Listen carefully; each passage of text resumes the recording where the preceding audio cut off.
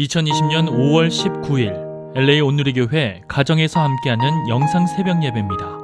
오늘은 신명기 20장 10절에서 20절까지의 말씀을 본문으로 평화를 이루는 사람이 되십시오 라는 제목으로 말씀 전해주십니다. 너희가 한 성을 공격하려고 행진할 때는 그곳 백성들에게 평화를 제의하라. 만약 그들이 받아들이고 성문을 열면 그 안에 모든 백성들은 강제 노역에 넘겨져 너희를 위해 일해야 할 것이다. 만약 그들이 평화를 거부하고 너희에게 싸움을 걸어오면 그 성을 포위하라. 너희 하나님 여호와께서 그 성을 너희 손에 넘겨주실 때 그 안에 모든 사람들을 칼로 쳐 죽이라. 여자들과 어린아이들과 가축들과 그 안에 다른 모든 것들은 너희가 전리품으로 가져도 좋다. 그리고 너희 하나님 여호와께서 너희 원수들에게서 빼앗아 너희에게 주시는 그 전리품을 써도 된다.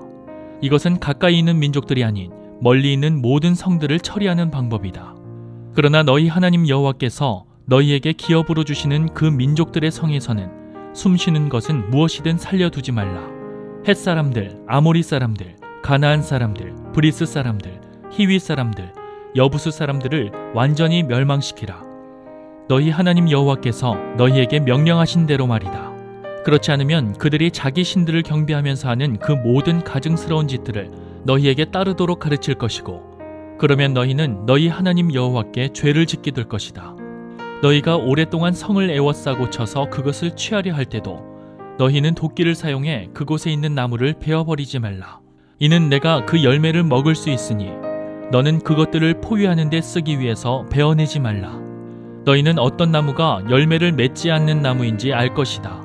너희는 그것들을 베어내어 너희가 싸우는 그 성읍에 대한 보루를 만들어 그 성을 무너뜨릴 때까지 사용하라. 할렐루야. 오늘도 가정에서 영상 예배로 하루를 시작하시는 여러분 주님의 이름으로 축복합니다. 이 시간 먼저 함께 찬양 드리시겠습니다. 십자가 군병들아 주 위에 일어나 기 들고 앞서 나가 담대히 싸우라. 주께서 승전하고 영광을 얻도록 그 군대 거느리사 이기게 하시네. 십자가 군병들아 주 위에 일어나 그 나팔 소리 듣고 곧 나가 싸우라. 수 없는 원수 앞에 주 따라갈 때에 주 예수 힘을 주사 강하게 하시네. 주 예수 힘을 주사 강하게 하시네. 아멘. 할렐루야. 5월 19일 화창한 귀한 날입니다. 오늘 하루도 우리의 대장 되신 예수님 따라서 승리하는 저와 여러분 되시길 바랍니다. 독일에는 하이델베르그라는 유서 깊은 도시가 있습니다. 이곳에는 1386년에 설립된 독일 최초의 대학인 하이델베르크 대학이 있습니다. 재미나게도 2차 세계대전 때에 영국의 옥스퍼드와 캠브리지 그리고 독일의 하이델베르크와 괴팅겐은 서로 폭격하지 않기로 약속했다고 합니다. 이 약속 때문에 괴테의 도시인 하이델베르크는 하이델베르크 고성의 일부만 파괴가 되고 도시 전체는 그대로 남아있을 수 있게 되었습니다. 이처럼 전쟁을 해도 지켜야 될 기본과 약속들이 있습니다. 전쟁에 이기려고 모든 것을 초토화시키고 약속을 어겨버리면 문명사와 역사의 죄인이 되는 것이죠. 이스라엘 백성들이 이제 전쟁에 임할 때에 지켜야 될 하나님의 법도가 있습니다. 바로 하나님과 맺은 약속이지요. 오늘 이 약속을 함께 묵상하며 전쟁의 백성이 아니라 평화를 이루는 하나님의 일꾼 되시기를 예수님 이름으로 축복합니다. 너희가 한 성을 공격하려고 행진할 때는 그곳 백성들에게 평화를 제의하라. 만약 그들이 받아들이고 성문을 열면 그 안의 모든 백성들은 강제 노역에 넘겨져 너희를 위해 일해야 할 것이다.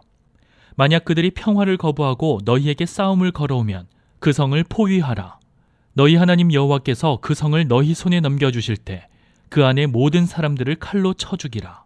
여자들과 어린아이들과 가축들과 그 안의 다른 모든 것들은 너희가 전리품으로 가져도 좋다.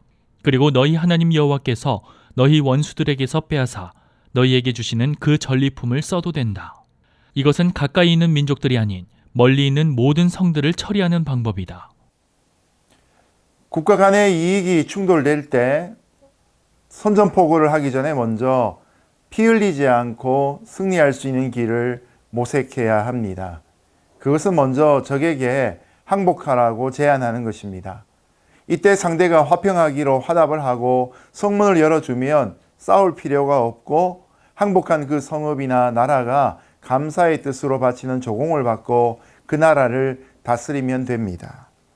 그러나 상대가 평화의 제안을 거절한다면 어쩔 수 없이 그 성읍과 전쟁을 치러야 합니다.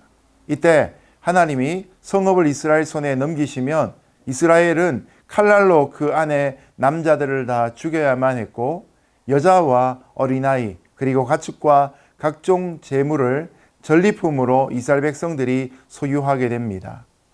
이것은 가나안에 있는 칠족속이 아니라 멀리 있는 이방 민족과 싸울 때에 하나님 주신 규례입니다. 이런 경우에 하나님은 적군이라도 전쟁 중에서도 여자와 유아를 배려하시고 그 생명을 보호하십니다. 저는 가끔씩 우리가 살아가는 세상이 꼭 경기장 같다, 때로는 전쟁터 같다는 생각을 종종 합니다. 나는 싸우고 싶지 않아도 싸움을 걸어오는 사람들이 종종 있지 않습니까? 그래서 내 힘을 키워야만 할 것 같은 그런 결심들을 하게 됩니다.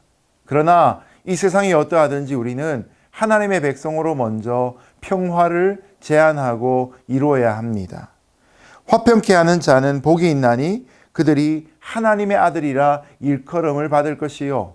바로 우리가 무슨 일을 하든지 그곳에서 먼저 평화를 선언해야 될 귀한 도전의 말씀입니다. 오늘도 저와 여러분이 무슨 일을 하든지 간에 먼저 평화를 생각하고 그 일에 임할 수 있는 하나님의 자녀 되시기를 예수님 이름으로 축복합니다.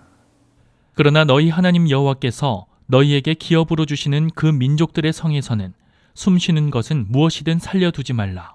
헷 사람들, 아모리 사람들, 가나안 사람들, 브리스 사람들, 히위 사람들, 여부수 사람들을 완전히 멸망시키라.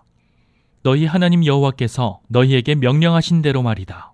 그렇지 않으면 그들이 자기 신들을 경배하면서 하는 그 모든 가증스러운 짓들을 너희에게 따르도록 가르칠 것이고 그러면 너희는 너희 하나님 여호와께 죄를 짓게 될 것이다.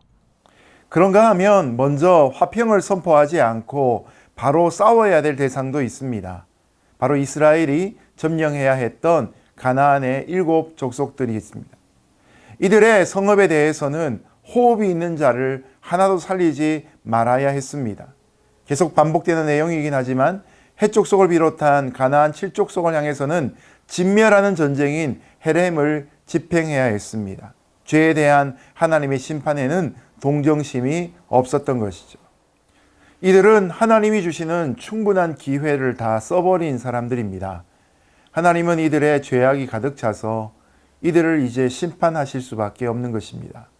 그간의 우상을 숭배하는 죄를 짓고 회개하지 않았으므로 이제 이스라엘은 이들을 진멸하라는 하나님의 말씀에 순종하여서 인정사정 보지 않고 다 죽여야만 했던 것이죠.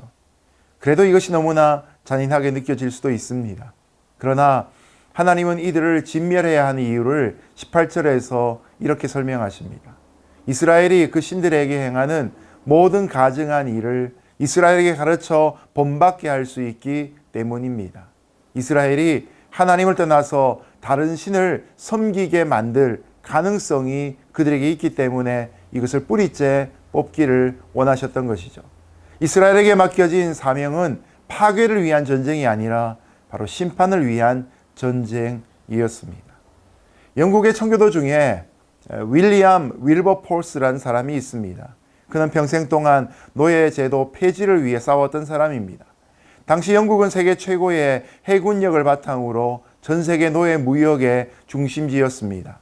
이런 와중에 노예제도를 폐지한다는 것은 거대 상인이나 재벌, 식민지 세력, 왕족과 귀족 같은 기득권층들에게서 국가 경제를 위협하는 반국가적 행동으로 여겨질 수 있습니다.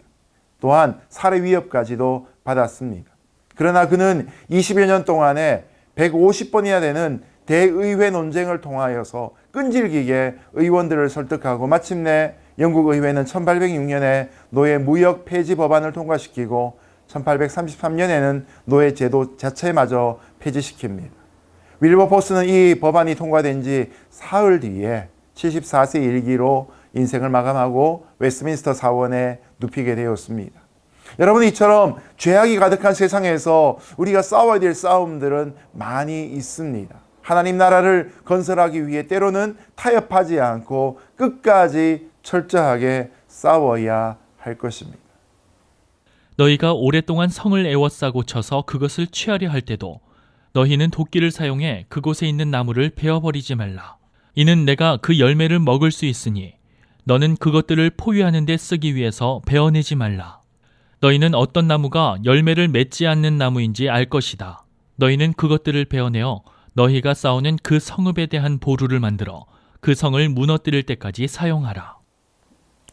세 번째로 전쟁에 임하면서 이스라엘은 도끼를 둘러 그곳에 과목을 찍어내지 말아야 했습니다. 과실나무는 제외하신 것이죠. 성읍을 공격하면서 먼저 적의 화살을 막기 위해 방어벽을 만들어야 하고 성 안으로 침투하기 위해 높은 망대를 만들어야 했습니다. 그래서 전투가 장기화되면 될수록 나무를 비롯한 자연 훼손이 심해졌던 것이죠. 그러나 모세는 그런 중에서도 나무를 가려서 찍어내라고 말하고 계십니다. 특별히 과실수는 제외하라고 말씀하십니다. 전쟁을 한다고 해서 무분별한 자연 파괴를 하면 곤란합니다. 전쟁을 하다 보면 분노지수가 올라가고 사람들이 광포해지고 불필요한 파괴나 살생을 하는 경우를 봅니다. 무조건적인 훼손이 결국은 자사손손 피해를 가져오게 되는 것이죠. 한번 파괴된 자연은 쉽게 회복되지 않습니다. 오늘날은 전쟁보다도 인간의 편리한 삶을 위해서 자연을 난개발하는 것이 문제인 것 같습니다. 자연은 한번 훼손되면 되돌이키는데 몇 곱절 많은 시간과 물질과 정성이 들어갑니다. 오늘도 하나님의 평화의 사도로 자연과도 바른 관계를 맺고 평안을 이룰 수 있는 저와 여러분 되기를 예수님 이름으로 축복합니다. 이제 말씀을 맺겠습니다. 우리는 이 세상이 어떠하든지 간에 하나님의 백성으로서 먼저 세상을 향하여 평안을 외치고 화평을 이루어야 될 사람들입니다.